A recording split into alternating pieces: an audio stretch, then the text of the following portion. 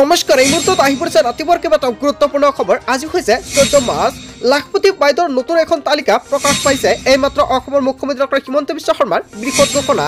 এতিয়া চেক কৰক তালিকাত আপোনাৰ নামটো আহিছে না নাই। তালিকাত নাম থাকিলে আপোনাৰ একাউণ্টত সোমাব 10,000 টকা।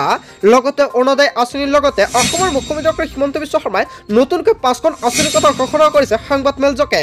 কেৱল ইয়াই নহয়, অসমৰ মুখ্যমন্ত্ৰী ডক্টৰ হিমন্ত বিশ্ব শৰ্মাই লাখ লাখ কৃষকৰ একাউণ্টত চৰকাৰে প্ৰদান কৰিব 4,000 টকা। যদি আপুনি এজন কৃষক, তেনে ক্ষেত্ৰত আপোনাৰ বাবে এটা ভাল খবৰ আহি পৰিছে। লগতে লাখ লাখ ৰেচন কাৰ্ডৰ হিতাধিকাৰীৰ বাবে এটা ভাল খবৰ। ৰেচন কাৰ্ড থাকিলে জনতাই পাব 7টা সুবিধা। লগতে কেইবাটাও ৰাজনৈতিক খবৰৰ লগতে অৰাজনৈতিক খবৰ যুগুত কৰা হৈছে আজিৰ দিনটোত। গোটেই অসম তথা ভাৰতৰ বিভিন্ন প্ৰান্তৰ পৰা যুগুত হৈছে কেইবাটাও ডাঙৰ খবৰ। এনেবোৰ খবৰ নিতৌ পাই থাকিবলৈ চেনেলটি ছাবস্ক্ৰাইব কৰি ভিডিঅ'টো এটা লাইক কৰিবলৈ নাপাহৰিব। আজিৰ আমাৰ প্ৰথম খুবেই গুৰুত্বপূৰ্ণ খবৰ হৈছে অসমবাসীৰ বাবে এটা ডাঙৰ খবৰ।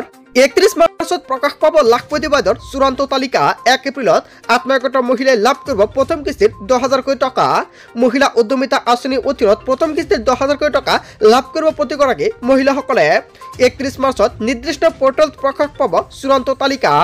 4চকীয়া বাহন থকা পৰিয়ালৰ মহিলাই লাভ নকৰে এই আঁচনিৰ সুবিধা। চৰকাৰী চাকৰি থকা পৰিয়ালৰ মহিলাই বাদ পৰিব এই আঁচনিৰ পৰা। বাছ বা ট্ৰেক্টৰ যদি ঘৰত থাকে তেনেহ'লে নাপাব লাখপতি বাইদেউ আঁচনিৰ ধনৰাশি। লাখপতি দিদিক লৈ অসমৰ মুখ্যমন্ত্ৰী ডক্টৰ হিমন্ত বিশ্ব শৰ্মাই আজিৰ দিনটোত সংবাদ মেলযোগে কেইবাটাও গুৰুত্বপূৰ্ণ মন্তব্য কৰিছে। প্ৰায় 26 লাখ মহিলাই লাভ কৰিব উদ্যমিতা আঁচনিৰ ধনৰাশি।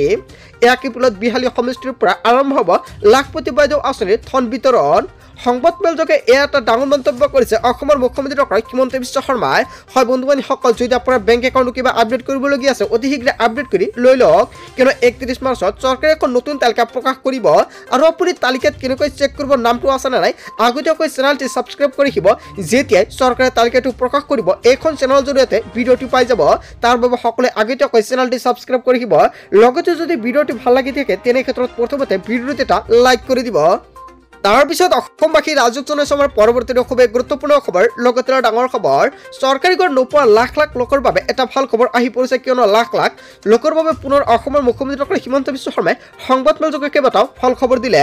মাত্ৰ 5টা কাম কৰিলেই আপুনি লাভ কৰিব চৰকাৰী ঘৰ। যদি আপুনি চৰকাৰী ঘৰ আবেদন কৰিছে তেনে ক্ষেত্ৰত এতিয়াই কৰি লওক 5টা কাম। কি এই 5টা বিশেষ কাম কৰিব লাগিব আপোনাৰ?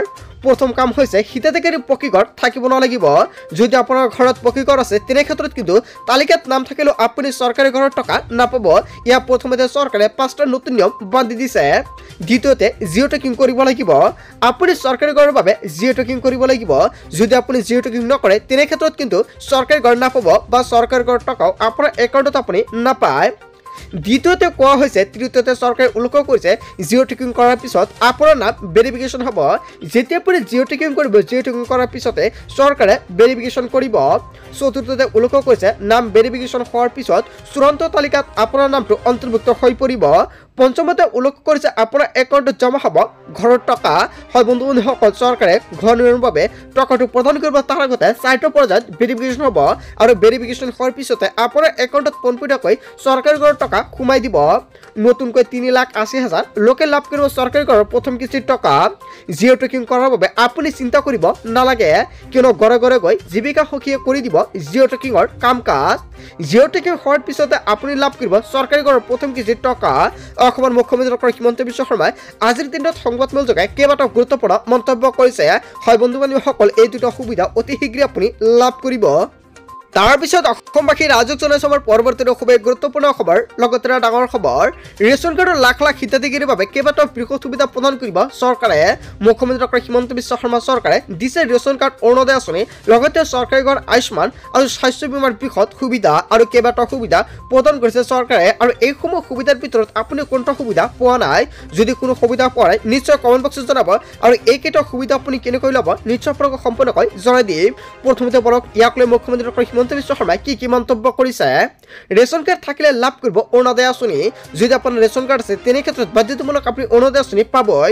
আৰু এই মাহৰ পৰা চৰকাৰে বিতৰণ কৰি আছে ৰেচন কাৰ্ডৰ লগতে অৰুণোদয় আঁচনিৰ নতুন প্ৰপত্ৰ। ৰেচন কাৰ্ড থাকিলে লাভ কৰিব চৰকাৰী ঘৰ। যদি আপোনাৰ ৰেচন কাৰ্ড আছে তেনে ক্ষেত্ৰত 23 তাৰিখত আপোনাৰ একাউণ্টত চৰকাৰে পোনপটীয়াকৈ সোমাই দিব টকা। আৰু তাৰ আগতে চৰকাৰে ভেৰিফিকেশ্যন আৰম্ভ কৰিব।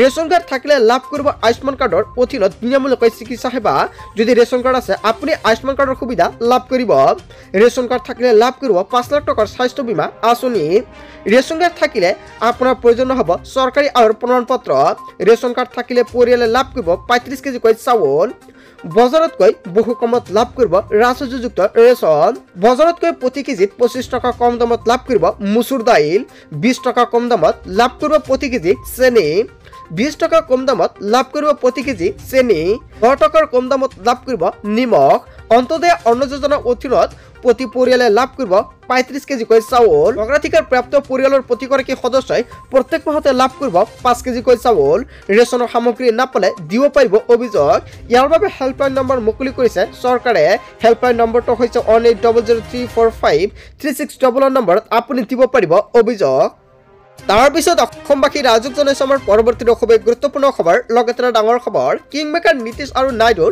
সহযোগত দিল্লী কবলৈ সাজু হৈছে দেশৰ লাখ লাখ মুছলমান হয় বন্ধুবান্ধীসকল অৱশেষত কেইবাটাও হুংকাৰ প্ৰদান কৰিছে মুছলমানসকলে কোনো পথে মানি লোৱা নহ'ব অকাপ সংসদীয় বিধেয়ক AIMP LB অকাপ সংশোধনীয় বিধেয়কৰ বিৰুদ্ধে দেশৰ লাখ লাখ মুছলমানক পাব দিল্লী বৃহৎ প্ৰতিবাদী কাৰ্যসূচীৰ বাবে সাজু হৈছে অল ইণ্ডিয়া মুছলিম পাৰ্চনেল ল বৰ্ড যন্ত্ৰ মন্ত্ৰত হ'ব অকাপ সংসদীয় বিধেয়কৰ বিৰুদ্ধে উত্তাল প্ৰতিবাদ তেওঁলোকে সলনি কৰিলে পূৰ্বে ধাৰ্য কৰা প্ৰতিবাদৰ দিন 13 মাৰ্চৰ পৰিৱৰ্তে 17 মাৰ্চত নামিব কোটি কোটি মুছলমান পুৱা 10 বজাৰ লগে লগে কঁপিব দিল্লীৰ যন্ত্ৰ মন্ত্ৰ বৰ্ডৰ মুখপাত্ৰ ডক্টৰ সিয়াদ কাছিম ৰাছুল ইলিয়াছে আয়োজন কৰিছে কাৰ্যসূচী কোনো পথে মানি লোৱা নহ'ব অকাপ সংশোধনী আগন্তুক বাজেট অধিৱেশনত গৃহীত হ'ব ওয়াকাফ সংশোধনী বিধেয়ক 2024 এফালে কেন্দ্ৰীয় চৰকাৰৰ ব্যাপক আয়োজন আনফালে দেশৰ মুছলমানসকলৰ তীব্ৰ বিৰোধিতা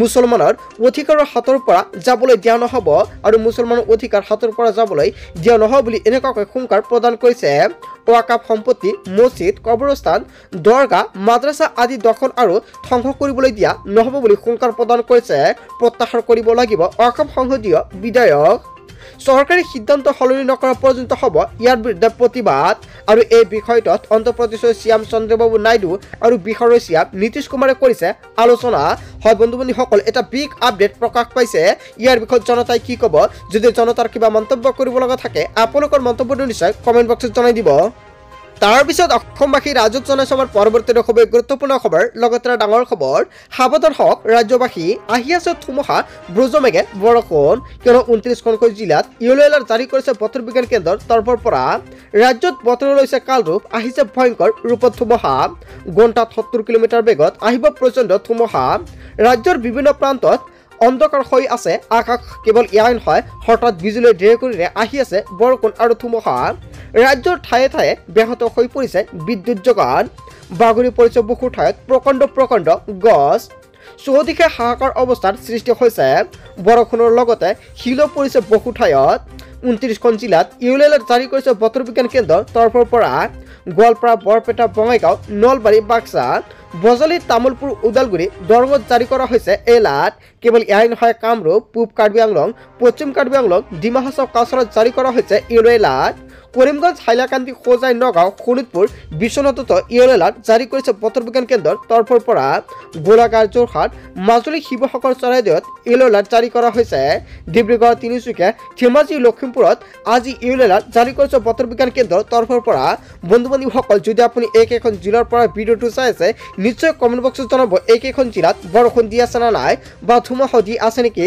যদি দি আছে নিশ্চয় কমেণ্ট বক্সত জনাই দিব তাৰ পিছত অসমবাসী ৰাজক জনাইছে আমাৰ পৰৱৰ্তী খুবেই গুৰুত্বপূৰ্ণ খবৰ লগতে ডাঙৰ খবৰ চলাচলৰ অনুপযোগী বাহনৰ পুঞ্জন বাতিলক লৈ পৰিবহণ বিভাগৰ বৃহৎ অফাৰ বকেয়াসহ যাৱতীয় কৰৰ 75% পৰ্যন্ত ৰেহাই দিয়া হৈছে মাত্ৰ 25% কৰ পৰিশোধ কৰিলেই বাতিল কৰিব পাৰিব অনুপযোগী বাহনৰ পুঞ্জন পুৰণি বাহন স্ক্ৰেপ কৰি নতুন ব্যক্তিগত বাহন ক্ৰয় কৰাটোলৈ 5% কৰ ৰেহাই প্ৰদান কৰিব বাণিজ্যিক বাহন ক্ৰয় কৰাটোসকললৈ 15% লৈকে দিয়া হ'ব কৰ ৰেহাই শীঘ্ৰে পৰিবহণ বিভাগৰ এই সুবিধা গ্ৰহণ কৰাৰ আহ্বান পুৰণি যান বাহনৰ গৰাকীক যান বাহনৰ আইন অনুসৰি চলাচলৰ অনুপযোগী পুৰণি বাহনৰ পুঞ্জন বাতিল কৰাটো বাধ্যতামূলক পোনজন বাতিল নকৰা পৰ্যন্ত বাহন পৰ্টেলত এক্টিভ হৈ থাকে বাহনৰ তথ্য আৰু ইয়াৰ বিপৰীতে বৃদ্ধি হৈ গৈ থাকে যান বাহনৰ কৰ আৰু কাটল। পুৰণিসকলে যান বাহনৰ গৰাকীক শীঘ্ৰে এই সুবিধা গ্ৰহণ কৰাৰ আহ্বান জনাইছে পৰিবহণ বিষয়ৰ গৌতম দাসে।